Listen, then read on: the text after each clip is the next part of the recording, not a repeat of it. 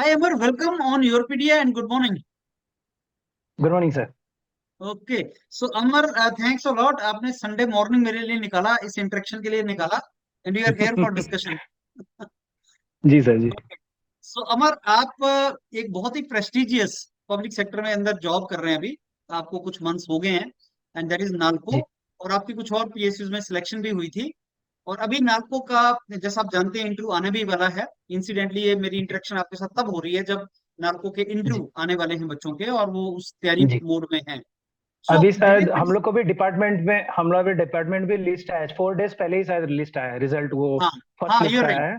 हाँ, 4 दिन जी पहले वो लिस्ट आया है, और हाँ बहुत से बच्चे को उसमें शॉर्ट लिस्टिंग है, और वो उसकी तैयारी के लिए जा रहा है। अभी वो करेगा, इंटरव्यू जा रहा है।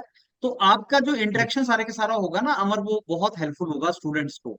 तो मैं स्टार्ट करता हूँ, आप अपने आपके बैकग्राउंड से प्लीज ये बताइए कि which part of India you are from, and after that from where you graduated, and graduation के बाद आपने क्या क्या किया।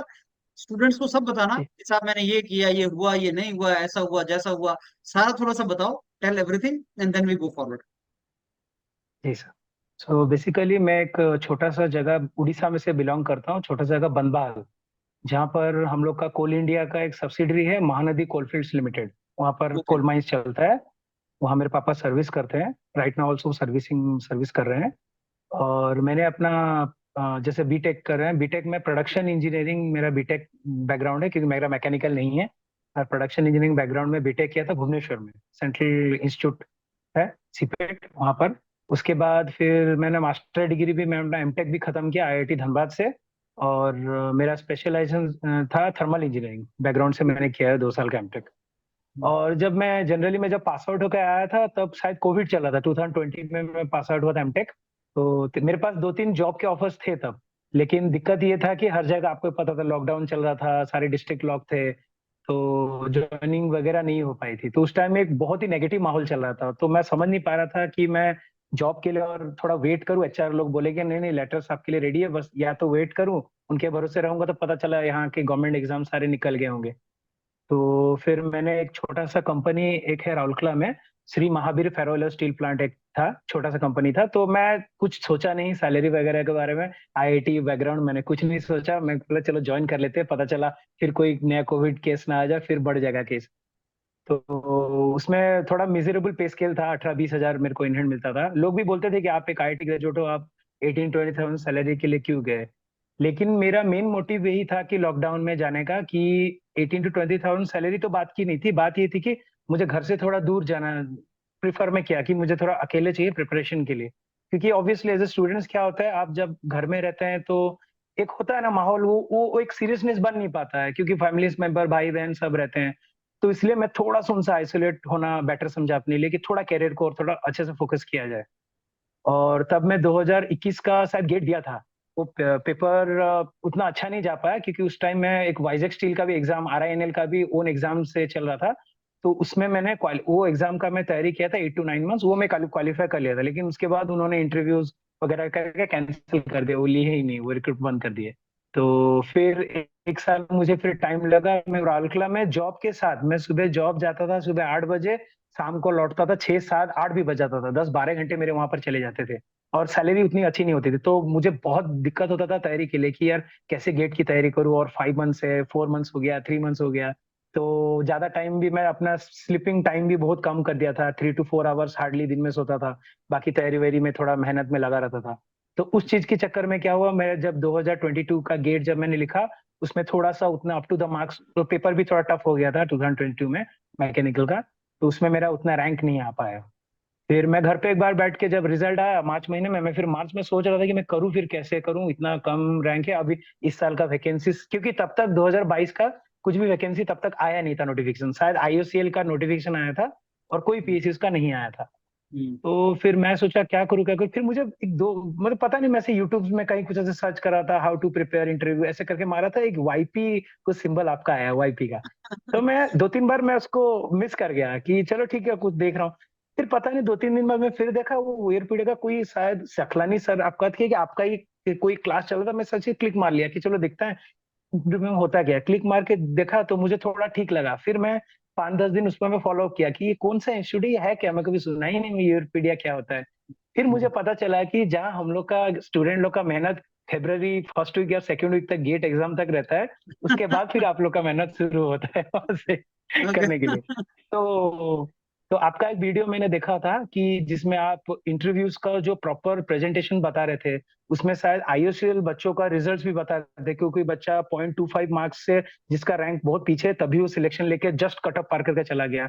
कुछ लोग का रैंक इतना अच्छा है, लेकिन अभी भी मेरे साथ हुआ था 2022 गेट में, मेरे एक फ्रेंड है, मैं नाम नहीं लूंगा, उनका आईओसीएल से वो 0.025 मार्क्स से कट गए। वो भी उनका रैंक अंडर 50 था, ऑल इंडिया रैंक, उसके बावजूद भी वो मेटलर्जी में थे, तभी उनका कट गया वो आईओसीएल से जीरो। जब मुझे पता चला कि 0.025 मार्क्स से भी बच्चे अगर कट रहे हैं और 0.2 मार्क्स से बच्चे इंटरव्यू में सिलेक्ट होके जा रहे हैं, तो मैं समझ गया कि ये बहुत ही बड़ा गेम चेंजर मोमेंट है interview, GD, GT, case study, ये सब के लिए। तो मैं तो बहुत ही ग्रेटफुल हूँ सर आपके लिए। सबसे पहले तो आपको थैंक्स, क्योंकि यूरोपीडिया जब एट, क्योंकि जब होता है ना, बात ये होती है कि आप जब एग्जाम दे के रिजल्ट मार्च में आता है, तब फॉर्म वगैरह आता है, फिर उसके लिए हम तैयारी करते हैं, फिर शॉर्ट लिस्टिंग आता है, तो वो एक बहुत बड़ा प्रोसेस है, वो एक 7 to 8 मंथ्स का गैप लग जाता है। तो उस टाइम में अब ये बात बोलना सही नहीं होगा कि नहीं यार मेरे को तो तैयारी की जरूरत नहीं है। मेरे बहुत दोस्त थे, बहुत अच्छे रैंकर लोग थे, जो है किसी ना किसी पीएसयूज में है, लेकिन वो इंटरव्यू की तैयारी नहीं करते थे। और वो भी जो सिलेक्ट हुए हैं 0.1, 0.12, 0.18, ऐसे में थोड़ा थोड़ा के लिए वो लोग सिलेक्ट हुए हैं, क्योंकि उनका रैंक बहुत अच्छा था। अब मेरा रैंक, जैसे कि मेरा रैंक था 1525 रैंक था मेरा मैकेनिकल में, गेट में, ओबीसी बैकग्राउंड का था। 1525 रैंक में तो इम्पॉसिबल था ये इमेजिन करना कि यार मैं कहीं सिलेक्ट हो सकता हूँ कि नहीं। तो आपने जब मुझे पहला, जब मेरे को अभी भी याद है, पेट्रोल हाइक का शायद सबसे पहला जीडी में दिया था, तो आपको बहुत अच्छा लगा था मेरा जीडी, तो आप बोले अमर आप बोल सकते हो, आपका अच्छा बोलना है, अच्छा है। तो मुझे वहां से आया आइडिया कि नहीं, मेरा बात मतलब मेरा है स्पीकिंग में थोड़ा इंप्रूव कर सकता हूँ। तो योर पीडीए के साथ तकरीबन मैंने 8 महीना शायद आपके साथ में जुड़ा रहा, जीडी जीटी के स्टडी को लेते लेते। फिर फाइनली यहाँ होते थे सिलेक्शन, नालको में फाइनली यहाँ पर आके पहुंच गया। वंडरफुल। अच्छा अमर, आपने बताया कि आपका 1527 ऑल इंडिया रैंक था इन मैकेनिकल इंजीनियरिंग ओबीसी, और उसके बेस पे आपको नालको में सिलेक्शन हुआ है, राइट? तो कुछ जी कमेंट आप दे सकते हैं, क्योंकि अभी भी बच्चा जाने वाला है, बहुत सा इंटरव्यूज के लिए जाने वाला है, और ये क्वेश्चन पूछते ही है कि सर किस रैंक तक चांस है कि मेरा जी हो जाए या क्या हो जाए, इसका आप क्या आंसर देना चाहेंगे? जी, इसका तो सर मैं बहुत मैं ही sorry simple. To interrupt, sorry to interrupt, लेकिन मैं यस ये बोल रहा हूँ यस। कि बच्चा ना, जिनको इंटरव्यू कॉल आ भी जाता है ना अमर, जिनको इंटरव्यू कॉल आ गया है, वो भी कैलकुलेशन में पड़ जाता है कि साहब मेरा जो रैंक है वो पीछे है, कॉल तो आ गई है लेकिन कन्वर्ट नहीं होगा। वो वैसे ही वॉर हार के जाता है अंदर, वैसे लड़ाई हार के जा रहा होता है, वो तैयारी भी नहीं करता। तो इसमें थोड़ा सा जी आपका इनपुट चाहूंगा कि किस रैंक, अगर कॉल आ गई है, और किस रैंक तक सिलेक्शन के चांस है। आपने अपना तो बता दिया, थोड़ा जनरल में भी अगर लाइट फेंक दें, अगर आपको एससी एसटी जी, का भी हो तो लाइट फेंके, इसके बारे में थोड़ा सा बताओ अमर। मैं ओवरऑल का एक पिक्चर बताता हूँ। जो लोग आप बोले ना, जो बच्चे थोड़ा कैलकुलेटिव मोड में रहते हैं कि मैं कैलकुलेट कर ले रहा हूँ मेरा रैंक है, उनके लिए एक बहुत ही अच्छा पॉइंट है मेरे लिए। बात ये है कि जैसे हम लोग का नालको का है, नालको का मैं बस सिंपल नालको की अभी फिलहाल बात कर रहा हूँ। नालको में 4 लिस्ट आया था total, first list, second list, third list, fourth list. तो उनका वैसे रहता है, पहले नालको का क्या होता था, इससे पहले जब गेट में लेता था तो 85% आपका गेट वेटेज रहता था, 15 मार्क्स का आपका इंटरव्यू रहता था। उसके बाद जो 2022 में पहला बार पैटर्न चेंज किया, वो 90% गेट स्कोर कर दिया और ओनली 10 मार्क्स को उसने इंटरव्यू में रखा। तो अब जैसे मेरा मेरा फोर्थ नंबर लिस्ट में आया है, 1525 रैंक है नो डाउट, लेकिन मेरे को इंटरव्यू में 9.10 से मेरे को 9.3 मार्क्स मिला था, 9.3। नहीं तो अगर हम्म। मेरे को 8.5, 8.6 मिलता तो मोस्ट प्रोबेबली मेरा फोर्थ लिस्ट में भी आने का चांसेस कम था। तो आपके कितने तो जो मार्क्स थे calculate out of 10? Out of 10 sir मेरा 9.3 थे। 9.3, गुड। जी। ओके। तो अभी जो कैलकुलेटिव वे में अगर मैं आप लोग को ये बोलना चाहूंगा, जैसे कि हमारे टाइम में, अब 2022 की गेट में मैकेनिकल की टोटल 59 वैकेंसी थी मेरे टाइम में। जब इस साल क्या क्या वैकेंसीज बहुत बढ़ा दिया, मैकेनिकल का अराउंड 127 वैकेंसीज है, मैकेनिकल ओके। की बात कर रहा हूँ मैं। तो अब बात ये हो रही है कि अब जैसे कि ओवरऑल वैकेंसीज की बात की जाए, जैसे हम लोग का 2022 गेट से अराउंड 2000 के आसपास वैकेंसीज निकली थी मैकेनिकल के लिए स्पेशली, सारे पीएसयूज मिला के। और जो 2023 गेट से जो नालको अभी जैसे रिक्रूट कर रहे हैं, तो ऑलरेडी क्या हो रहा है अभी, 2023 से ऑलरेडी रिक्रूटमेंट बाकी पीएसयूज का ऑलरेडी भी खत्म हो चुका है, मुझे जहाँ तक खबर है। एनटीपीसी, कुछ मेरे दोस्त नालको में ही थे, उन लोग का आईओसीएल में हो गया, तो 2023 गेट से भी तो वो लोग यहाँ से चले गए छोड़ के। तो आईओसीएल, ओएनजीसी, या एनटीपीसी, डीवीसी, बहुत सारे पीएसयू है जो 23 गेट से उनका रिक्रूटमेंट ऑलमोस्ट खत्म हो चुका है। अभी खाली 2 ही पीएसयू बचा है जिनका अभी मैं सुना हूँ चल रहा है। वो एक है नालको का 2023 से आ गया है, और एक डीवीसी चल रहा है, दामोदर वैली कॉर्पोरेशन, उनका फिर से कुछ फॉर्म फिलअप करके रिवाइज कुछ करवा रहे हैं, लेकिन 23 गेट से वो भी ले रहे हैं। तो मैं, मेरे को जहां तक एक कैलकुलेशन अगर मैकेनिकल के वे में, मैकेनिकल ब्रांच के लिए अगर कैलकुलेट करूं, तो मुझे लगता है अराउंड जो 1000 रैंक के अंदर वाले, उनमें से ज्यादा लोग यहाँ नहीं आने वाले पार्टिसिपेट करने के लिए, क्योंकि वो ऑलरेडी कहीं ना कहीं वो सिलेक्ट हो चुके होंगे, या तो ऑलरेडी वो मेंटली प्रिपेयर्ड होंगे कि मेरे को एमटेक या एमएस उस तरह का कुछ कोर्सेज करना है, इसलिए तो वो आए नहीं ना ज्वाइन होने के लिए। तो मोस्ट प्रोबेबली मुझे लगता है कंपटीशन जो होगा 1000 रैंक, अंडर 1000 में कुछ कुछ फ्यू स्टूडेंट्स आ सकते हैं जो इंटरव्यू में छट गए होंगे, इंटरव्यू से निकल गए होंगे, उस तरह से हो सकता है। नहीं तो मैक्सिमम 1000 से 2000, 2200 या 2500, उस रेंज के जो बच्चे जो रैंक लाए उनको 100% इंटरव्यू को ध्यान देना चाहिए। उनका अगर अगर 10 से 8 प्लस या 8.5 आ जाता है, तो नालको एज यूजल 3 से 4 लिस्ट हर साल निकालता है, वो निकालेगा ही, 3 to 4 लिस्ट वो निकालेगा ही, क्योंकि यहाँ मैन पावर्स बहुत, एग्जीक्यूटिव के यहाँ बहुत शॉर्टेज चल रहा है। अब मैं थोड़े अंदर की बात कर रहा हूँ मुझे करना नहीं चाहिए, लेकिन नालको का थोड़ा सा अभी चल रहा है एग्जीक्यूटिव, हम लोग को भी डबल लोड हो जाता है काम कभी, क्योंकि यहाँ रिक्रूटमेंट हो रही है, लेकिन बच्चे ज्यादा प्रेफर नहीं कर रहे हैं नालको, क्योंकि नालको जनरली हम लोग का उड़ीसा के अंदर ही कन्फाइंड हो जाता है, अनुगुल में, मैं अभी दामोदर में पोस्टिंग हुई, या तो भुवनेश्वर कॉर्पोरेट ऑफिस, इसलिए जो आउटसाइडर यूपी के या नॉर्थ होते हैं थोड़े, वो जनरली अपने स्टेट्स में प्रेफर करके वो चले जाते हैं। तो इसीलिए मैं 100% बच्चों को बोलूंगा जो एक्चुअली कैलकुलेटिव वे में चल रहे हैं, नहीं वो भी अच्छा है सर, एक्चुअली क्या कैलकुलेट बेस्ड होना भी बहुत अच्छा होता है, कि आपको एक प्रॉपर सिनेरियो मिल जाए कि कैसे मैं किस पीएसयूज के लिए थोड़ा ज्यादा कोशिश करूं, ये करूं। लेकिन मैं तब भी बोलूंगा जिनका 2500 रैंक तक है, ओबीसी की बात कर रहा हूँ, और जनरल अगर होगा तो 1000 रैंक, और SC ST तो ऑब्वियसली थोड़ा और पीछे जाएगा। तो आप लोग को 100% तैयारी करनी चाहिए नालको की, क्योंकि नालको का प्रोसेस बहुत ही सिंपल प्रोसेस है। जैसे मैं सेल में दिया था, सेल में बहुत टफ था लेकिन बहुत अच्छा था मेरा, उसमें भी बहुत अच्छा गया था मेरा इंटरव्यू वगैरह सब। तो नालको का बहुत ही सिंपल रहता है, 12 to 15 मिनट्स में आपका रैप अप कर देंगे इंटरव्यू, से ज्यादा ओके होता नहीं है। अमर, इंटरव्यू के बारे में थोड़ा सा मैं आपसे अभी पूछता हूँ दोबारा, लेकिन अभी जो हमारा जी डिस्कशन है उसके बेस पे एक दो चीज पूछूंगा। ये जो आप बता रहे थे जी। कि इतना आप भरो 127 सीट्स, ये जो अभी आएंगी जो बच्चा 2024 के बेस पे करेगा, या जिसको कॉल आ गया उसकी बात कर रहे हैं आप? अभी जो सर जो 2023 से अभी नालको का जो शॉर्ट लिस्टिंग आया है ना, हाँ तो हाँ। उसमें जो 277 टोटल वैकेंसी है, उसमें मैकेनिकल की 127 वैकेंसीज है। हाँ जी हाँ जी। अब इसके बेस पे जिन बच्चों को कॉल आ गया है, जैसे आपने बताया कि साहब जनरल कैटेगरी का हजारों में जिसका 2000 के बियॉन्ड है या ओबीसी में है। अब क्वेश्चन ये आता है कि जिसको कॉल आ गया है, मान लो ओबीसी है जिसका 2500 रैंक है, या सपोज जनरल कैटेगरी का स्टूडेंट है जिसका 2000 रैंक है, उसको कॉल आ गया।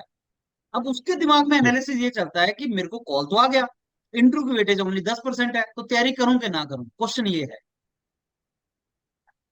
अगर मैं, मेरे को पर्सनली बोलना नहीं चाहिए, लेकिन मैं अपना माइंड सेट बता देता हूँ इस सिचुएशन में।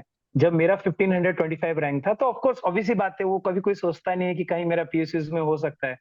तो उन लोग के लिए मैं बेस्ट मेंटल जो आप माइंड सेट रखेंगे वो यही रखिए कि मेरे लिए, मेरे पास हारने के लिए कुछ है नहीं है। जो हो गया मेरा एग्जाम में हो चुका है, निकल चुका है मेरा। मोस्ट प्रोबेबली भवन ऐसे अच्छा नहीं जा पाया, बाय अनलकी थोड़ा अच्छा नहीं जा पाया, लेकिन अभी ये सबसे अच्छा स्टेट है आपके लिए, अंडरडॉग्स वाला सिचुएशन है। अभी आपके लिए हारने के लिए कुछ है ही नहीं। अब जीतने के लिए वो सीट है, वो पीएसयू हाँ वाली सीट है, आप जीत सकते हैं। हाँ। तो व्हाई नॉट, क्यों जोर ना लगा ले, एक बार जोर लगा, पूरा कूद के जंप मार के देख लीजिए। अगर पार हो गया तो जैसे मेरी तरह मैं यहाँ पर आराम से बैठ के आपके सामने इंटरव्यू दे रहा हूँ तो वही सब आप चीजें होगी। आप आप इसलिए बहुत पॉजिटिव, और मेरे को लगता है कि बहुत एक अच्छा रोल मॉडल है बच्चों के लिए। उसका एक रीजन है अमर, मैं आपको बहुत पहले से मेंटरिंग कर रहा हूँ शुरू से, और मैंने देखा कि आपको, आपका नजरिया चीजों को देखने का थोड़ा सा अलग होता है और पॉजिटिव होता है।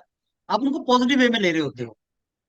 आपका जी। सेल में नहीं हुआ, आपका सेल में थोड़े पॉइंट से छूट गया, जो मेरी बात आपसे पहले हुई थी, लेकिन सेल बहुत अच्छा गया आपका, आपका हाँ, इंटरव्यू वगैरह बहुत अच्छा गया। इंटरव्यू में, सेल में मेरे को 25 से 23 मार्क्स मिला था इंटरव्यू में, total wonderful, GD GT case studies का मिल रहा है। वंडरफुल।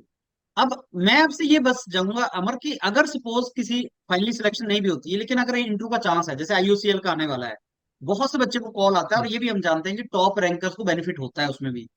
लेकिन जब कॉल जी आई गई तो किस माइंड से जाना चाहिए? जब कॉल आ गया तब तो आपको 100%, मैं बच्चों को बोलता हूँ कि जब कॉल आ ही गया है जी तो तैयारी कर लो, चाहे आईयूसीएल नहीं मिलेगा, कम से कम इसका फायदा एचपीसीएल में हो जाएगा, या नागपुर में हो जी जाएगा, या सेल में कहीं ना कहीं हो जाएगा ना। आपको रियल जी। सिमुलेटेड सिचुएशन तो कहीं नहीं मिल सकती। ठीक है, आपने यूरोपीडिया पे तैयारी किया, कहीं और तैयारी किया, वो ठीक है, लेकिन जो एक्चुअल सिचुएशन है वो तो आपको वही जाके मिलेगी। तो आपको तो अपॉर्चुनिटी मिल रही है, उसको 100% दो। ये चीज बच्चों में कैसे कल्टीवेट किया जाए कि भाई जब इंटरव्यू आए तो उसको वैसे ही दो कि तुम सिलेक्ट होने के लिए जा रहे हो। मैं तो ये तो सर सिंपल चीज है। जैसे अब सेल की आपने बात की, जैसे जीडी केस स्टडीज था, या आप नालको की बात करें, तो ऑब्वियसली अच्छे रैंकर के साथ भी आपका फेस ऑफ फेस तो होगा ही होगा वहां पर। तो हम्म। मैं हिंदी वर्ड में, अगर टिपिकल हिंदी वर्ड में बोलूंगा, तो भिड़ जाना है, डरना हाँ। नहीं, भिड़ जाना है उसमें जाके। भीड़ देना क्योंकि मतलब अपना मैं हंड्रेड वही, परसेंट दे देना।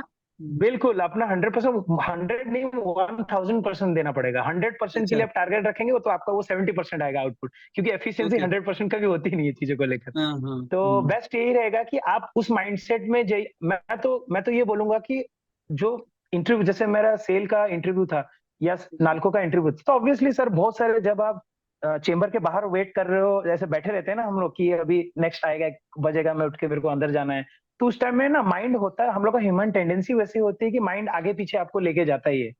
तो आपका क्या होता है ना, जो इंटरव्यू वाला जो एक फोकस, या किसी वो पर्टिकुलर जो प्रेजेंट में जो आपका फोकस रहता है, वो थोड़ा सा आगे पीछे होने लगता है। वो ह्यूमन टेंडेंसी है सर, वो होता है, वो माइंडसेट इधर होता है। बस उस टाइम क्या, आपको ब्लैंक माइंड में, जैसे मैं इंटरव्यू जाने से पहले मैं जनरली ब्लैंक माइंड में रहता हूँ। मैं कुछ मेंटली प्रिपेयर्ड होकर नहीं जाता कि मेरे को ये पूछेंगे मैं ये बोल दूंगा, मेरे को वो पूछेंगे वो बोल दूंगा। लेकिन वो सब में प्रैक्टिस, वो आप प्रैक्टिस पहले से ही करके रेडी रखिए अपने आप को कि क्वेश्चन का कहीं से भी कुछ भी पूछ सकते हैं आपको इंटरव्यू में। क्योंकि मेरा जैसे मेरा नालको में हुआ था, हम मेरे साथ पैनल में 5 लोग बैठे थे। उसमें 4 शायद बहुत head head of the department जैसे मैकेनिकल थे, और एक मैम थी, 100% एचआर किंग मैम बैठी थी। तो उनका ऐसे रहता था कि वो मल्टीपल क्वेश्चन रहते थे। अब जैसे मेरा एक्सपीरियंस पावर प्लांट डिवीजन पे था, तो पावर प्लांट में एक सर क्वेश्चन पूछ दिए, sudden back to followed by ma'am का एक एचआर क्वेश्चन आ जाता था। तो ऑब्वियसली माइंड को थोड़ा कामली शांत से रख के आपको उस सिचुएशन को टैकल करना पड़ेगा। और सबसे बेस्ट थिंग है जो हम लोग, जैसे सर और आप और मैं, हम लोग बातचीत करते हैं इस बारे में कि क्वेश्चन को सुनना बहुत जरूरी है। कभी कभी होता क्या है, कोई कुछ पूछता है क्वेश्चन, तो अब मेरे को पता है कि उसका आंसर मेरे को आ रहा है, तो उनका क्वेश्चन खत्म नहीं होता, आप रश में आंसर देने लग जाते हो। फिर पता चलता है, अरे आप पहले सुन तो लो मैं क्या पूछ रहा हूँ, तो उसमें एक नेगेटिव बन जाता है इंटरव्यू में। तो बेस्ट है आप जितना कामली जाए इंटरव्यू में, कुछ सोचना नहीं है, जो होगा देखा जाएगा। आपको जाना है आराम से, इंटरव्यू पैनल में बैठना है, जो जो क्वेश्चन पूछेंगे आराम से सुनना है। थोड़ा एक आप 2 सेकंड का पॉज भी ले सकते हो, कोई ऐसा वरी नहीं है कि वो बोलेंगे जल्दी जल्दी आंसर दो, ऐसा कुछ नहीं, वो आराम से आपको टाइम देते हैं। पूरा बैलेंस इंटरव्यू चलता है, नालको में भी, सेल में भी, हर जगह बहुत ही बैलेंस इंटरव्यू चलता है। आपको, आप क्वेश्चन को सुन लीजिए, 2 सेकंड थोड़ा टाइम ले लीजिए क्या बोलना है, फिर आप फिर बोलिए, वो बेटर रहेगा। वंडरफुल। ओके अमर, तो ये तो हो गई सारी की सारी बात जो स्टूडेंट्स को प्रिपरेशन करना है एंड ऑल। अब आप जानते हैं यूआरपीटी जी एक बहुत बड़ा प्लेटफॉर्म है जिसपे बच्चे इंटरव्यू की तैयारी करने के लिए आते हैं। और आपका इंटरेक्शन जो मैं अभी आपसे कर रहा हूँ अमर, उसको बहुत से बच्चे इसलिए सुनेगा बिकॉज उनका इंटरव्यू आएगा, अभी आ रहा है, इंटरव्यू होना है उनका। और वो चाहेंगे कि बहुत डिटेल में अमर उनको बताएं कि इंटरव्यू वाले दिन हुआ क्या था, इंटरव्यू में क्या था, मतलब जो आप जी गए। वो इतनी माइन्यूट जानना जी, चाहता है कि जब हम गए तो क्या क्या पहले वही। डॉक्यूमेंट वेरिफिकेशन हुआ, फिर जब हम अंदर गए तो कितने लोग अंदर बैठे थे, ओके मैम बैठे थे, सर बैठे थे, ड्रेस क्या डाला था, फिर अंदर पहला क्वेश्चन क्या आया, फिर क्वेश्चंस क्या क्या आए, कितनी देर चला, वो सारा वो जानना चाहता है। तो वो डू यू जी। For that? तो बेसिकली जैसे नालको का एक ही जगह है, हम लोग का भुवनेश्वर एचआरडी सेंटर है, जहाँ पर हाँ आप जी। उन सबको बुलाया गया होगा, वहीं एक ही जगह है जहाँ पर इंटरव्यू सबका होता है। अब हम्म, जैसे हम लोग का इंटरव्यू का जैसे शुरू हुआ था, जो डेट शुरू हुआ था, आई थिंक मुझे याद आ रहा है 2022 December 1 या 2, 2 तारीख से शुरू हुआ था। वो December 30 तक पूरा चला था इंटरव्यू। उसमें मतलब ब्रांच वाइज ब्रांच उन्होंने डिवाइड कर करके बुलाया था। फिर हम्म, जैसे हम लोग का मैकेनिकल ब्रांच का लास्ट 21 से 29 तक हम लोग का था मैकेनिकल बच्चे लोग।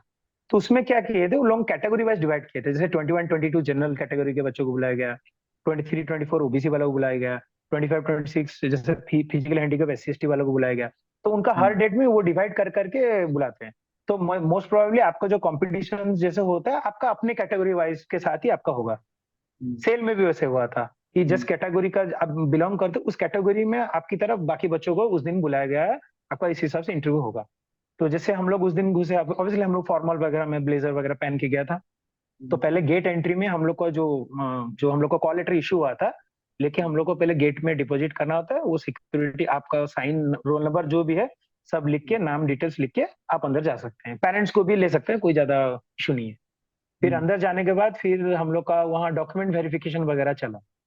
तो फिर डॉक्यूमेंट वेरिफिकेशन में थोड़ा टाइम लगा, क्योंकि ऑफ कोर्स वो तो उस दिन हम लोग का क्या हुआ था, हम लोग का मैकेनिकल और इलेक्ट्रिकल दोनों का साथ में चल रहा था। एक पैनल ऊपर थी, वो फर्स्ट फ्लोर में इलेक्ट्रिकल वाला को चल रहा था, नीचे वाला पैनल हम लोग का मैकेनिकल का था। और सर्टिफिकेट वेरिफिकेशन वही फर्स्ट फ्लोर में ही हो रहा था, हम लोग सब बैठे थे फर्स्ट फ्लोर में। तो जब सबसे एक इंटरेस्टिंग बात ये हुआ कि जब हम लोग का इंटरव्यू वगैरह के लिए जब हम लोग सर्टिफिकेट वेरिफिकेशन वगैरह किए थे, तो उस दिन क्या हुआ, ओएनजीसी का भी शॉर्टलिस्ट आ गया। उस दिन हम लोग हम्म, बैठे हुए थे, सब मतलब वेट किए हैं, सब अपना फाइल लेके वेट किए हैं। और वो क्या करते थे कि एवरी पांच पांच को नीचे भेजते थे, नाम बुलाएंगे, पहले 5 दिन का वेरिफिकेशन होगा, पहले 5 नीचे जाके वहाँ लॉबी के बाहर वेट करेंगे, एक एक के बाद जाएंगे। फिर उनका खत्म होने वाला होता है, एक उनका उनके होते हैं, पूरा प्रोसेस होता है वो, फिर नेक्स्ट 5 को बुलाएंगे। तो मेरा उस दिन बहुत लकी था कि मेरा पहला स्लॉट 5 का खत्म होगा, दूसरे स्लॉट में ही चौथे नंबर पे मेरा था। तो हम्म, वो भी एक सर बहुत बड़ा फैक्टर होता है, क्योंकि जो इंटरव्यूअर भी होते हैं ना, वो थोड़े से ऑफकोर्स जब ज्यादा होके सेकंड हाफ तक 6-7 बजे तक भी जब होता है, तो वो भी थोड़ा मोनोटोनस हो जाता है उनके लिए भी। तो हम्म, मे बी होल हार्टेडली आपसे उतना इंटरेक्ट करने का नहीं कर सकते, ये भी हो सकता है, मैं नहीं बोलूंगा होता है, लेकिन may be it's a chances. तो मेरे तो भाई मैं चाहता ही था कि मेरा फर्स्ट हाफ में ही लंच से पहले ही मेरा हो जाना चाहिए, वो बेस्ट रहता है, फ्रेश माइंड में मैं भी रहूंगा, वो लोग भी चलता रहेगा, वो अच्छा रहेगा। तो उस प्रोसेस में क्या हुआ, हम लोग वेट किए थे सब, तो सडन क्या हुआ, सब साइलेंटली बैठे थे, सब अपना अपना मेंटेन कुछ कर रहे थे, डेकोरम। तो सडन जब ओएनजीसी का शॉर्टलिस्टिंग आ गया, पूरा एकदम वहां पर केओस मच गया पूरा, अरे मेरा आ गया, तेरा आ गया, वो आ गया। तो मैं तो ऑब्वियसली मैं पूरा फोकस में बैठा हुआ था, मैं तो देख रहा हूँ क्या हो रहा है। तो ये भी एक इस तरह से भी हो सकता है, ऐसी भी चीजें आपको हो जाएगी, वहाँ कैओस मच जाएगा फॉर नो रीजन, जो सीरियसनेस सब घूम रहे हैं। तो मैं फिर क्या किया, मैं फिर सेकंड फ्लोर पे जाके चुपचाप बैठ गया, क्योंकि मुझे थोड़ा अकेले रहना था, मुझे इंटरव्यू से पहले। फिर मेरे को कॉल आया, फिर मैं गया इंटरव्यू पैनल में, और नेक्स्ट 5 लॉट में मेरा चौथे नंबर पे मेरा था। और मेरे साथ जो 4 लोग बैठे थे, सारे साउथ के ही थे। तो मैं उनसे ज्यादा बात भी नहीं किया, मैं अपना साइलेंटली बैठा हुआ था। फिर इंटरव्यू के लिए जब अंदर में गया, इंटरव्यू गया बैठा, तो मेरे को पहले इंट्रोडक्शन बोले, इंट्रोडक्शन अपना दिया, हार्डली 40 to 45 सेकंड, ज्यादा नहीं किया, मैं शॉर्टली जितना मैं शॉर्ट में बना के गया था। तो जब उनको पता चला कि मैं एमटेक किया हूँ, मास्टर डिग्री आईआईटी धनबाद से, और वो भी थर्मल इंजीनियरिंग से, प्लस मेरा जॉब एक्सपीरियंस भी थर्मल इंजीनियरिंग पे ही था 2 साल का। तो एक सर थे जीजीएम, अभी वो हमारे मतलब यहाँ पर जीजीएम थे, मुझे पता नहीं था, वो बहुत ऊपर लेवल के सर हैं। तो तब मुझे पता नहीं था, वो जो बैठ के इंटरव्यू ले रहे, तो मेरे को पावर प्लांट के बारे में दो मेरे एक्सपीरियंस बेस्ड क्वेश्चन पूछे कि अबाउट द बॉयलर्स, बॉयलर्स पे, छोटे मोटे बॉयलर्स पे पूछे। और ऑफ कोर्स मैं तो पढ़ा ही था अच्छे डिटेल्स में, तो मैं बहुत ज्यादा डिटेल्स में उनको बता दिया। तो वेरी गुड बोले मेरे को। फिर मेरे को सेकंड क्वेश्चन मैम से एक एचआर क्वेश्चन आया, छोटा सा एचआर क्वेश्चन आया, एक जैसे केस स्टडी तरह का, जैसे हम लोग प्रैक्टिस करते थे, छोटा सा केस स्टडी तरह का एक छोटा सा क्वेश्चन पूछे थे कि आप जैसे पूछे, मेरे को शायद मुझे एग्जैक्टली याद नहीं आ रहा वर्ड, लेकिन शायद पूछे थे कि आप एक एम्प्लॉय हो, आपके अंडर में कुछ नॉन एग्जीक्यूटिव्स काम कर रहे हैं, सपोज 2 एग्जीक्यूटिव बहुत फ्रिक्वेंटली छुट्टी छुट्टी ले लेते हैं, आप क्या करोगे, पहले आपका स्टेप्स क्या होना चाहिए आपसे, और वो भी आपसे एज से थोड़े बड़े हैं। तो कुछ भी ऐसे केस स्टडीज, कुछ भी क्वेश्चन आ सकते हैं। तो जनरली क्या होता है, वो जनरली आपका एक प्रेजेंस ऑफ माइंड थोड़ा सा चेक करते हैं कि मतलब ये लड़का, मतलब जैसे कि हम लोग कोई भी हैं, तो उस प्रेजेंस ऑफ माइंड में हम लोग क्या थोड़ा बहुत टैकल कर सकते हैं। जैसे अगर हम लोग इंटरव्यू में चीजों को वो इसीलिए देखते हैं क्योंकि आगे जाके हम लोग को मैनेजरियल पोस्ट ही मिलना है, जैसे अभी मेरा असिस्टेंट मैनेजर मैं भी बनने वाला हूँ। तो ऑब्वियसली यहाँ मैनेजरियल पोस्ट ही रहना है, और यहाँ बेसिकली मैनेज ही करना होता है। अभी पीएसयूज में अब वो टेक्निकल मुझे थोड़ा थोड़ा पहले लगता था कि जैसे बाहर की इसरो इस तरह होता है, कुछ रिसर्च करेंगे, कुछ निकाल के नया पैटर्न बनाएंगे, ऐसा यहाँ कुछ नहीं होता है। जो आपका जैसे चल रहा प्रोडक्शन, वैसे ही आपका प्रोडक्शन चलेंगे, वैसे एल्यूमिना बनेगा। उसमें आपको बस मैनेज करना है कि नॉन एग्जीक्यूटिव्स को, कॉन्ट्रेक्चुअल लेबर्स को, अप्रेंटिस को कैसे कैसे लगा के हम लोग को कैसे मैनेज कर करके उनसे हमको प्यार से काम को निकाल के लेके आना है। तो ऑब्वियसली वो मैनेजरियल स्किल्स चेक करेंगे। तो एचआर मैम का क्वेश्चंस थोड़े ज्यादा थे मेरे को। और मटेरियल साइंस से भी एक सर मुझे आयरन कार्बन फेज डायग्राम बनाने के लिए बोले थे, तो उसको मैं आराम से प्लॉट करके बनाया, तो अच्छे से मैं बनाया उसको, वो एकदम डिटेलिंग, मटेरियल साइंस का थोड़ा डिटेलिंग में चले गए थे, लेकिन मैं बहुत अच्छे से पढ़ के मैं गया था आयरन कार्बन फेज डायग्राम। तो उस पे मेरे क्वेश्चंस बहुत अच्छे अच्छे आए थे। और पावर प्लांट पे 2 क्वेश्चंस थे। और मेरा प्रोडक्शन इंजीनियरिंग था, तो मेरा मैन्युफैक्चरिंग प्रोसेस से भी फोर्जिंग रोलिंग पे ही छोटे छोटे बेसिक क्वेश्चंस कुछ थे। और 3-4 क्वेश्चन एचआर के थे। मुझे तो ये भी बोला गया कि मैं उड़ीसा का था, तो मुझे उड़ीसा के गाने के बारे में पूछा गया कि आप गाना गाते हो, आपका हॉबीज म्यूजिक है, तो आप कौन से गाने पसंद करते हो, आपको भजन वगैरह सुनते हो कि नहीं, कोई भजन सिंगर का नाम बताइए। इस तरह की भी बातचीत चली थी, तो बहुत ही बैलेंस इंटरव्यू चला था। अच्छा अमर, आपका जैसे नॉर्मली बच्चा ये पूछता है कि नालको का इंटरव्यू या एचपीसीएल का इंटरव्यू या बाकी इंटरव्यू, सर एचआर कितना परसेंट आता है, टेक्निकल कितना परसेंट आता है, बताओ जरा, नालको में बताओ एचआर कितना और टेक्निकल कितना। इंट सर देखिए बेसिकली क्या है ना, इसका एक होता क्या है ना, जनरली जनरली हम लोग क्या, जैसे कि टेक्निकली एक लड़का, जैसे हम लोग शॉर्टलिस्ट हो गया, मैं अपनी एग्जाम्पल कर रहा हूँ, मैं अगर अंदर जाके बैठ रहा हूँ, वो भी गेट एग्जाम दे के मैं बैठा हुआ हूँ साल साल भर मेहनत करके, तो ऑब्वियसली उनका माइंड में ये रहता है कि टेक्निकली लड़का साउंडेड होगा। तो यहाँ वैसा नहीं होता है कि वो आपको ज्यादा डिटेल्स में कुछ पूछते हैं, उतना डिटेल्स नहीं जाते चीजों को लेकर। अब जैसे मैं हम्म अपना मेंशन किया था, पावर प्लांट का मेरा एक्सपीरियंस है, इसीलिए उस बेसिस पे उसने एक दो क्वेश्चंस पूछा, और मेरे ओके। पास अगर आंसर नहीं होता, अगर मैं ब्लफ किया होता, तो ऑफकोर्स मेरे पास आंसर नहीं होगा, तो वो एक हम्म नेगेटिव इंप्रेशन आ सकता है। हम्म और बेसिकली ना मैं ये बोलूंगा कि दो तीन चार सब्जेक्ट्स आप प्रिपेयर करके जाइए, ज्यादा डेप्थ में जाने की जरूरत नहीं है, बेसिक बेसिक चीजें ही पूछी जाएंगी। थोड़ा एचआर हम्म, क्वेश्चन पे भी थोड़ा थोड़ा ध्यान देना बहुत जरूरी है, क्योंकि ओके। होता क्या है ना सर, आप टेक्निकली तो हम लोग बुक्स में या प्रैक्टिस क्वेश्चन करके हम लोग को वो ट्रिक पता चल जाता है, फॉर्मूला पता चल जाता है, थ्योरम पता चल जाता है, लेकिन जो यस। मैनेजरियल स्किल है, एक प्रेजेंस ऑफ माइंड है, जो यूरोपीडिया से मैंने सीखा हुआ है, 7 to 8 मंथ्स में मैंने जो चीज डेवलप किया है यहाँ पर, अंदर था, मैं धीरे धीरे उसको निकाल निकाल के मैं डेवलप किया, तो वो मुझे अभी तक फायदेमंद हो रही है। मेरे अभी जो प्रैक्टिकल लाइफ में अभी जॉब कर रहा हूँ, उसमें मैं इतने प्यार से मैनेज लोगों को करता हूँ कि नॉन एक्स लोग को पता ही नहीं चलता कि मैं उनसे कब काम निकलवा लिया, आराम से प्यार से उन्हें बातचीत बातचीत करके उनके साथ कैसे अच्छे हो। तो ये भी एक सर, ये भी एक स्किल सीखने वाला बहुत जरूरी है, जो हमेशा पता नहीं हम लोग थोड़ा लैक कर लेते हैं हमारे स्टडीज लाइफ में। ये जो मैनेजरियल स्किल हम लोग थोड़ा लैक कर लेते हैं, उसमें हम लोग ध्यान नहीं देते कभी भी।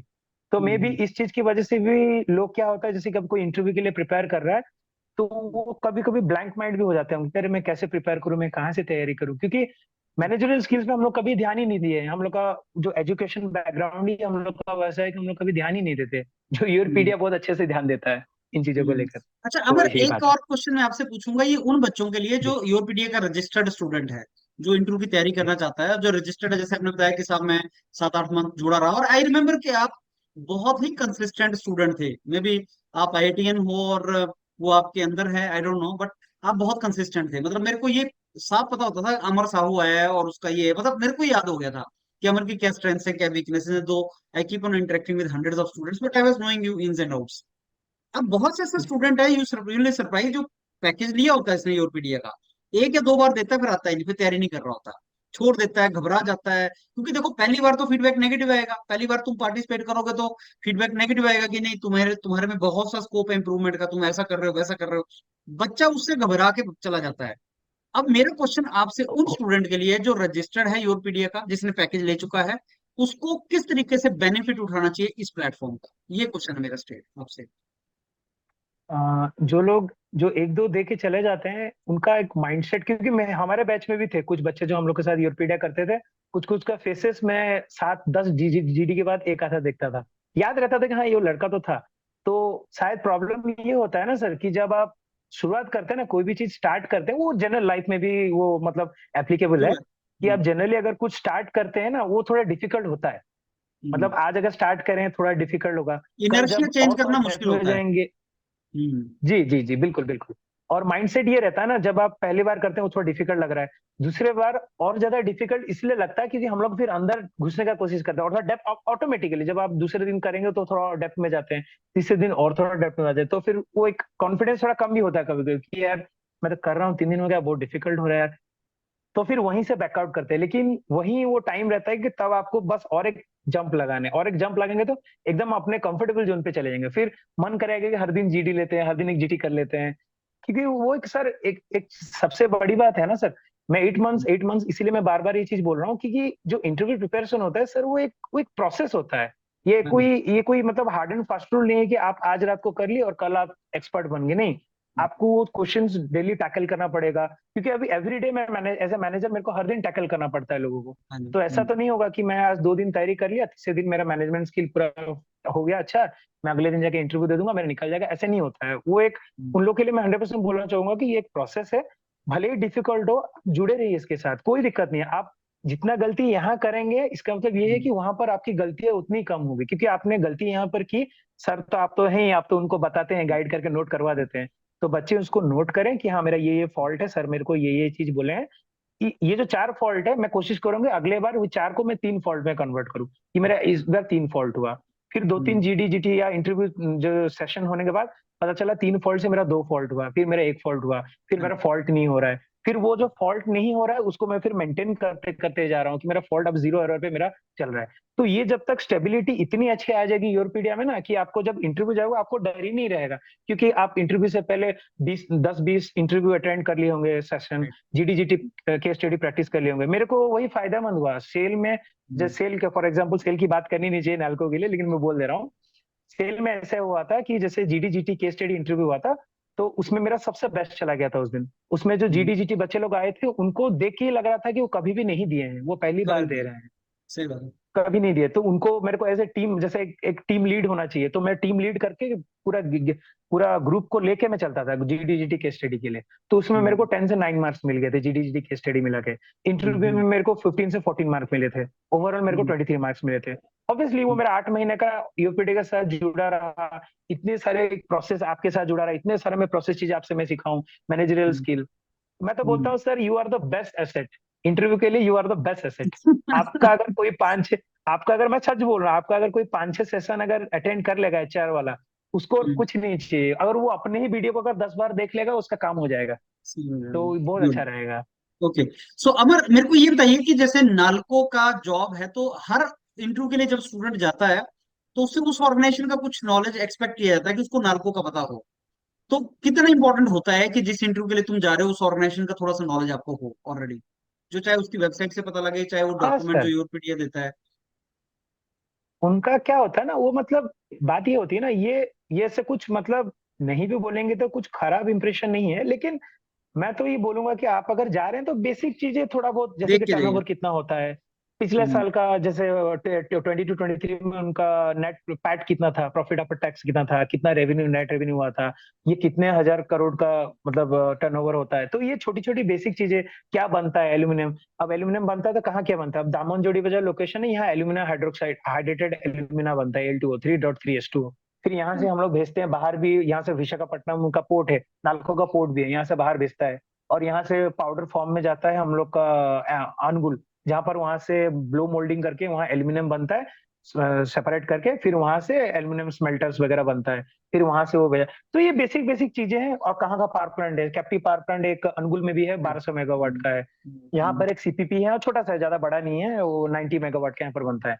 तो ये बेसिक बेसिक चीजें करने से क्या होता है कि अगर वो ऐसे रफली भी एक छोटा मोटा चीज पूछ लें, अगर आप आंसर देते हो तो उनको एक अच्छा लगता है कि चलो एक लड़का हमारे ऑर्गेनाइजेशन के बारे में थोड़ा कुछ जाना है। वो मतलब मतलब ये इस तरह का चीजें होती है कि आप अगर ऑर्गेनाइजेशन के बारे में थोड़ा सा आइडिया रख के अगर जाएंगे, मुझे पूछा नहीं गया था, मैं फिर भी तैयारी करके गया था, पूछा नहीं गया था मुझे, लेकिन ये बोलने से क्या होता है, उनको एक अच्छा लगता है कि लड़का थोड़ा सीरियस है, मे बी मतलब एक पर्सनैलिटी आता है उसमें कि हाँ शायद ये ऑर्गेनाइजेशन में इंटरेस्टेड है, इसलिए वो पढ़ाई करके मेहनत करके कोशिश कर रहा है। आपका एफर्ट्स गुड। उनको दिखना चाहिए इंटरव्यू में। मेन बात है कि आपका एक एफर्ट्स उनको दिखना है। जैसे मेरे उसी दोस्त की बात करो जिसका अंडर 50 रैंक था मेटलर्जी में, अंडर 50 रैंक था, लेकिन वो अभी भी किसी भी पीएसयू में अभी तक सिलेक्ट नहीं हुआ है। वो यूरोपीडिया का ही स्टूडेंट है, आप उनको जानते हैं, मैं नाम नहीं बताऊंगा। तो उनका अभी तक भी कहीं नहीं हुआ, और मेरा देखिए, मेरा 1500 रैंक, मैं 3 सिलेक्शन लेके बैठा हूँ, मैं जॉब कर रहा हूँ अभी। तो इंटरव्यू मस्ट सर मस्ट, हमेशा प्रिपेयर करते ही रहना चाहिए। जैसे गेट की, बच्चों का ये एक माइंडसेट रहता है कि मैं गेट की तैयारी कर लूँ, गेट में मेरा रैंक आ जाए, बस मेरा तो हो हो गया जाएगा। काम। लेकिन सही नहीं होता है। उसके बाद आपका 70% काम हो चुका है, अभी और 30% पे भी आपको भी काम करना है, जो आपको एक्चुअली आगे फायदा देने वाला है। मैंने ना अमर ये गैप आइडेंटिफाई किया था बहुत साल पहले। मैंने ये गैप आइडेंटिफाई किया कि गेट एक एग्जाम है जिसको लगाने के बाद हर बच्चे को इक्वल अपॉर्चुनिटीज नहीं मिलती। इसीलिए मैंने 2 प्रोडक्ट लॉन्च किए थे, एक पोस्ट गेट काउंसलिंग कि गेट स्कोर को कैसे यूज करना है, वो एक प्रोडक्ट था, और दूसरा प्रोडक्ट था ये इंटरव्यू वाला, क्योंकि यहाँ गैप था। और ये दोनों जी गैप अगर बच्चा प्लग कर ले तो आप सरप्राइज होंगे ये जान के कि पिछले साल भी क्या हुआ और इस साल भी क्या हो रहा है, कि जो गेट स्कोर 600 पे बच्चा जिस क्लासरूम में बैठा है उसी में 300 वाला बैठा है, सेम कैटेगरी। कारण कि उसको अगर पता है ना कि ओके किस तरीके से जाना है मेरे को, या मैंने कैसे जाना है, इंटरव्यू कैसे जी करना है, तो वहां भी इंटरव्यू होते हैं। तो कम गेट स्कोर वाला भी आईआईटी मद्रास में बैठा हुआ है, चाहे एमएस गुरुग्राम में बैठा है, किस में जो भी है, वैसे इंटरव्यू का भी एक एडवांटेज है। जैसे आपने बताया कि साहब मेरे 9.3 मार्क्स हैं। अब अगर आप सारा सप्लाई चेन ढंग से कंप्लीट करेंगे, क्योंकि इतनी अच्छी जॉब लेने के लिए स्ट्रगल तो होता है, मेहनत तो होती है, तो आप कुछ भी चीज को लाइट नहीं ले सकते। तो ये जो दो मेन जी गैप्स है उसको आइडेंटिफाई करके then your products were created, and many students are taking benefit also, but many students are not even knowing it. जैसा आपने बताया कि सेल में जिन लोगों से आपकी बात हुई, कई तो ऐसे जो पहली बार लाइफ का ग्रुप टास्क वही कर रहे होंगे, उनका नहीं हो पाएगा, जी डिफिकल्ट है बहुत ज्यादा चीजें। That is how it all goes. अब जी जी, मैं हम लोग का आपसे, यूरोपीडिया में जैसे हाँ था जी, सर, जो आप जो इस चीज की बात करें नंबर ऑफ स्टूडेंट्स की, जैसे हम लोग का यूरोपीडिया में भी मैकेनिकल हम लोग कितने लोग थे, हार्डली हाँ हाँ, मुझे याद है 6-7 लोग ही हम लोग रहते थे पूरा ऑल हम्म, इंडिया में। यूरोपीडिया में हम लोग 7-8 लोग ही थे। और वो हर हम्म, कोई तो ऑब्वियसली एक ग्रुप में तो आएंगे नहीं, कोई किसी का अलग डेट में इंटरव्यू है। तो हम्म, जनरली ऑल इंडिया में अगर 100 स्टूडेंट को लेंगे तो 2 या 3 या मैक्सिमम 5 प्रिपेयर करते हैं एक्चुअली इंटरव्यू के लिए, हाँ जैसे हाँ, सही ज्वाइन बात, करके कर रहे हैं। तो दैट अब इज ट्रू, उसमें फिर कन्वर्ट नहीं हो पाती, और जो 95 है उनमें से कुछ बच्चे बच जाते हैं कि उनका रैंक अच्छा होता है बोल के, उनका इंटरव्यू में थोड़ा बहुत एवरेज मार्क्स भी आता है, तो वो तो हो जाता है। मतलब ठीक है मेरा हो गया। और हम्म, आपको, आप अगर उनके साथ कभी सेशन कीजिएगा, वो उनकी बातचीत से पता चला कि वो इंटरव्यू कभी सीरियसली लिए ही नहीं है, क्योंकि उनका लिए नहीं है। रैंक इतना अच्छा आ जाता है कि फर्स्ट लिस्ट या सेकंड लिस्ट तक उनका नाम आ ही जाता है लिस्ट में, तो कभी हम्म, सीरियसली लेंगे। लेकिन अब मेरे जैसे रैंकर लोग को मुझे अगर पूछेंगे तो मेरे लिए इंटरव्यू बहुत मायने रखता था, क्योंकि मेरा हम्म, रैंक थोड़ा पीछे था। ऑफ कोर्स हम्म, मेरी तरह भी कुछ लोग होंगे अभी, वो एक्सपेक्ट करके बैठे होंगे कि यार मेरे को जैसे भी ये एक अपॉर्चुनिटी मिला है तो मेरे को सब कन्वर्ट करने का। मैं तो बोलता हूँ कि लोगों को आप अपना 1000% दे दीजिए, दे के छोड़ दीजिए, जो होगा हम्म, देखा जाएगा। जैसे मैं 100%, 1000% मैं अपना जीडी जीटी के स्टडी सेल के लिए, नालको के लिए मैं लगा रहा, मैं हारा नहीं, मैं लगा रहा। मुझे बहुत चीज आता था कि यार 1500 रैंक में नहीं होता सिलेक्शन, 1300 रैंक। मेरे एक फ्रेंड थे आईआईटीज में, उनका 1300 रैंक में वो बीपीसीएल क्रैक किए थे, ठीक है। तो उसको मैं ऐसे रोल मॉडल बनाता था। अभी देखिए मेरा 1525 है, मैं सिलेक्ट होके हुआ आ गया।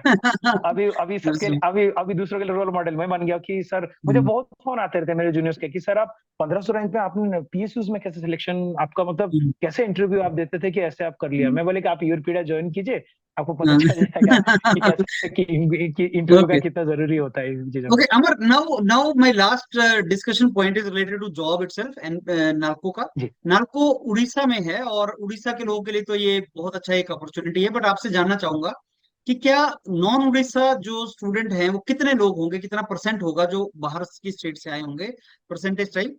और दूसरा, कैसा जॉब है, मतलब अभी जहाँ पे आप बैठे हैं, तो क्या वो कोई जी। नालको का ही वो एरिया है जहाँ पे आप उसी के अंदर होते हो, रेजिडेंस वगैरह, अकोमोडेशन वगैरह, कैसा है सारा? अभी अभी मैं आंसर दूंगा, बच्चे शॉक्ड हो जाएंगे। हम्म, अभी हम लोग जो जीटी बैच है, अभी कन्फर्म होने वाला है। हम यहाँ पर अराउंड 35 प्लस बच्चे, 35 अराउंड बच्चे अभी बचे हैं टोटल यहाँ पर, बाकी सब सिलेक्ट होकर चले गए। मतलब हम लोग की दामनजोड़ी की बात कर रहा हूँ, दामनजोड़ी लोकेशन, अनुगुल में भी बच्चे हैं और कॉर्पोरेट ऑफिस में भी बच्चे हैं। मैं खाली इसकी बात कर रहा हूँ। 35 में से हम 5 या 6 लोग ही बस उड़ीसा से हैं, बाकी सब अच्छा, नॉर्थ और साउथ साइड से हैं। तो मतलब इक्वली डिस्ट्रीब्यूशन है पूरे तो इंडिया का? ऐसा कुछ, हाँ ऐसा कुछ कोई बात नहीं है। और अभी भी जैसे एग्जीक्यूटिव लेवल पे आप देखेंगे, बहुत यूपी के सर लोग, मतलब बाहर के लोग अभी एग्जीक्यूटिव्स में भरे हुए हैं। ये होना भी उड़ीसा चाहिए। के क्या है ना, उड़ीसा के, जी जी जी, ये बच्चों का एक बहुत गलत परसेप्शन है कि ये नालको उड़ीसा में है तो उड़ीसा के बच्चे सिलेक्ट है, ऐसी कोई बात नहीं है। यहाँ भी भर भर के बच्चे, हरियाणा से भी लोग आ रहे हैं यहाँ पर। मेरे सर एक हैं, वो हरियाणा से हैं, कोई कोई उधर अरुणाचल से भी हैं, मणिपुर, जम्मू एंड कश्मीर से भी एक हैं। तो यहाँ से बाहर से भी बहुत लोग आके यहाँ पर प्लेस होके वो आराम से अच्छी लाइफ बिता रहे हैं, कोई बात नहीं है।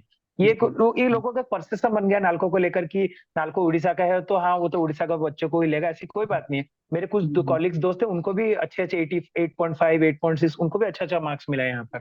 ऐसी ओके बात सर। नहीं है कि खाली मैं उड़ीसा का हूँ बोले कि मुझे मिला। सबको यहाँ पर।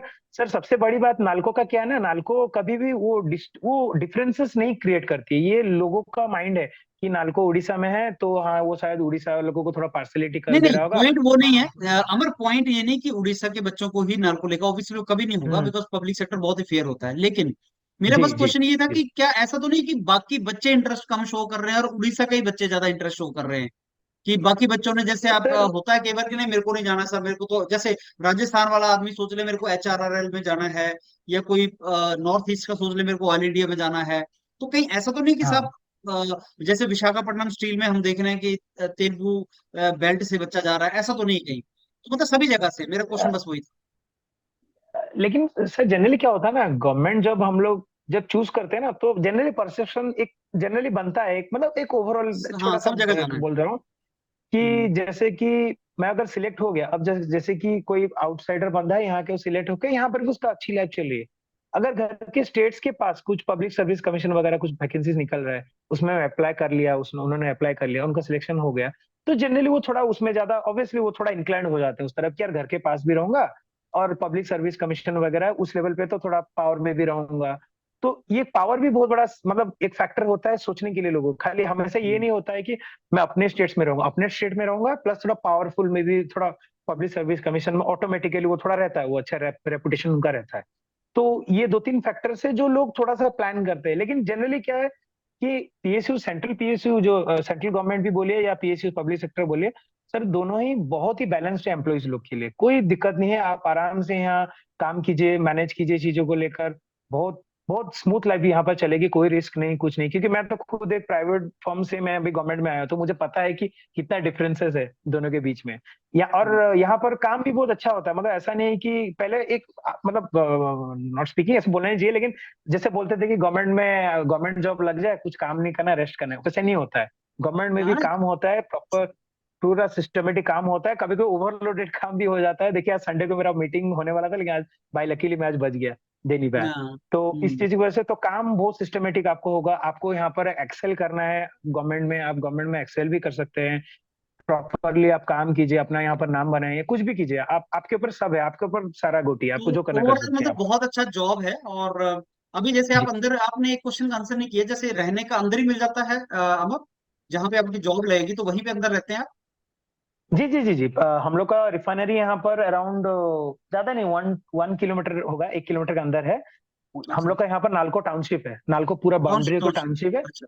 हाँ, उसके अंदर हम लोग का A type, B type, C type, D type. तो बी सब टाइप हम लोग का अकोमोडेशन। शुरू होता है। हम हम्म। लोग का जैसे हम लोग का पोस्ट, जैसे अब बच्चों के लिए मैं बोलना चाहता हूँ, अगर मैंने जैसे पोस्ट हम लोग का शुरू होता है पहले जीटी E0 लेवल पे हम लोग का शुरू होता है।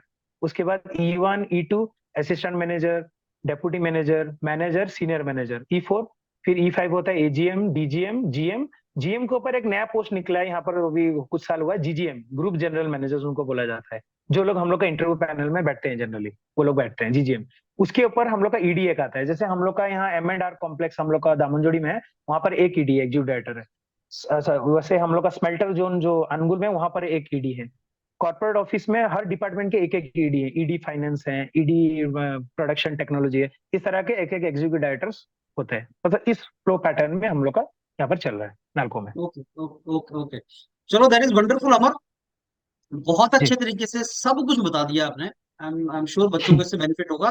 लास्ट में कोई piece of advice to students जो जा रहे हैं अभी नालको के इंटरव्यू के लिए? अ, देखिए मैं अच्छे रैंकर जिनका है तो ऑब्वियसली मेरा बेस्ट विशेष है उनके लिए कि आप अच्छे से दीजिए। मेरे लिए थोड़ा ज्यादा जो मेरे को सही लगता है कि जो उनके लिए ये 100% मैसेज देना चाहता हूँ, जिनका 1000 से 2500 रेंज में जिन लोग का रैंक है, आप अपना जान लगा दीजिए इंटरव्यू के लिए, छोड़ना नहीं है। और सबसे बड़ी बात है कि सर का, आपका सर गाइडेंस 100%, आपका तो बहुत अच्छा गाइडेंस रहता है। योरपीडिया को आप सीरियसली लीजिए, आप अगर पैकेज लिए हैं आप उसको सीरियसली पूरा कीजिए, कंप्लीट कीजिए जब टाइम मिले। जब ऐसा बात नहीं है हाँ, और एक चीज है, जैसे हम लोग का यूरोपीडिया का जो पैटर्न मुझे पता है कि आप पहले जैसे जीडीटी हो गया इंटरव्यू, आप पहले ले लेते हैं। उसके बाद जो फॉल्ट्स जो भी आप नोट डाउन करते हैं, आप हम लोग को एडवाइस देते हैं कि कैसे क्या क्या करना होता है। तो आप जो सर का जो एडवाइस, आपकी जो एडवाइसेस बच्चों को मिल रही है, सर का जो एडवाइसेस है, आप उनको 100% एक कॉपी में नोट कर लीजिए, ताकि आपको पता चले कि मेरा ये जगह पर एरर हो रहा है, मैं यहाँ पर फंबल कर जा रहा हूँ, यहाँ पर मैं थोड़ा आगे पीछे हो जा रहा हूँ। तो ये चीज को जब मैं नोट कर लूंगा और अगले बार सेशन से पहले मैं थोड़ा चेक कर लूंगा, हाँ कल मेरा ये गलती हुआ था, अच्छा ऐसे ऐसे है। तो इसको एक बार अगर माइंड में आ गया कि मैं 3-4 गलतियां कर रहा हूँ, तो ऑटोमेटिकली जब आप देंगे तो वो गलतियां शायद रोकेगा अपने आप को कि नहीं यार ये मेरे को ये चीज नहीं बोलना है अभी। तो ये एक प्रोसेस है, ये धीरे धीरे धीरे धीरे होते रहेगा। तो आ जाएगा, वो अपने आप लाइन में आ जाएगा, ट्रैक में आ जाएगा चलिए। चीजें। चलिए, वंडरफुल अमर। जी ये अब जो हमारा जी पूरा सेशन, मैराथन सेशन, इसका एक पर्पस था जी और आई एम वेरी श्योर ये पर्पस फुलफिल करेगा, बच्चों को मेंटरिंग गाइडेंस मिलेगा। Now we come to an end of this wonderful session. तो I must thank you on this Sunday morning जो आपने जी। टाइम दिया। And I wish you all the very best to excel in your career in your present job profile. Thank you जी अमर। ठीक है।